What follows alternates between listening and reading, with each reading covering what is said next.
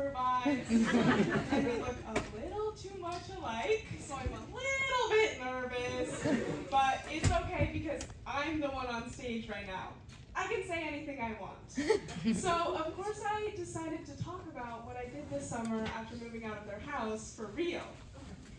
My parents raised me to be terrified of the internet. You never know who's on the other side of that screen. It could be Beth,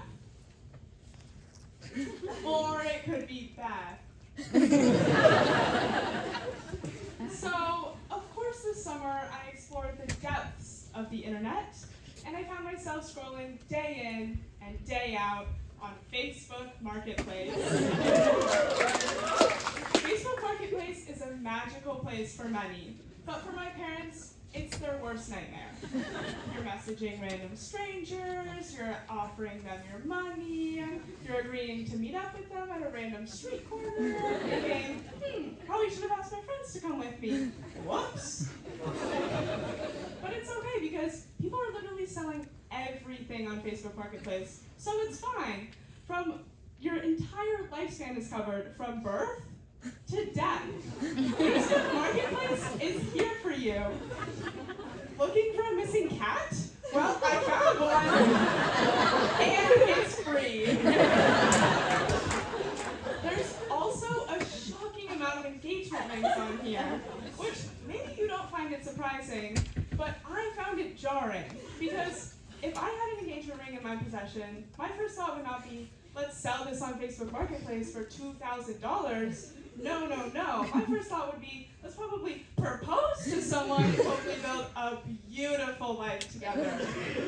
And I may joke, but at the core of this all, it's quite frankly just a little bit sad, because 99% of the time, the engagement ring seller is a recently single, lonely man, which is sad. Have you ever seen a man when he's sad? It's sad! So this summer I decided to do some investigative work to get to the bottom of the sad man epidemic. I find my first subject, Frankie. Frankie is selling an engagement ring for $2,000. The description says, worn less than 6 months. Every nosy neuron in my brain starts to fire, and I know that I must get to the bottom of what happened.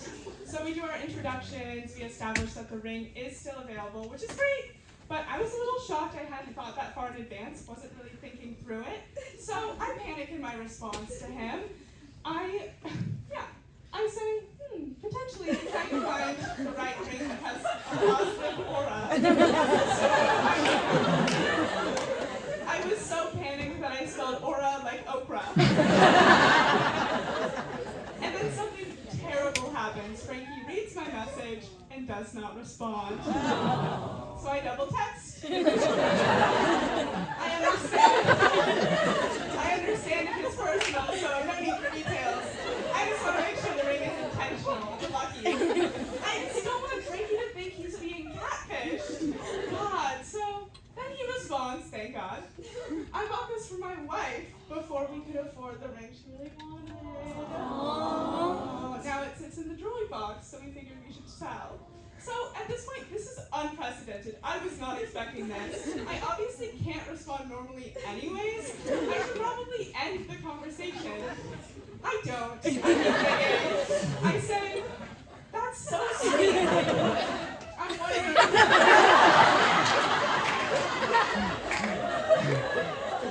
And I'm hoping he says no, because clearly I can't. Instead, he asks me what are you doing? And at this point, I'm thinking something seems a little off with Frankie. He's being a little too nice. I decide maybe I should check his Facebook profile, see what he's up to. I should have done that before I started, because I discovered 2 very important things.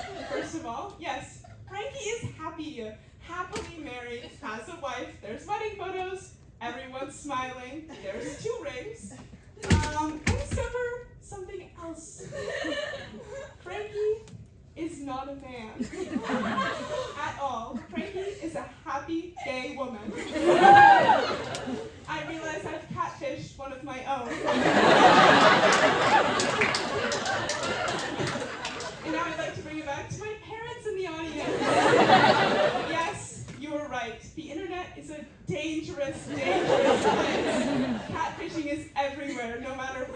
of who you are, but it's especially prevalent if you're a happy gay woman. Thank you, everyone.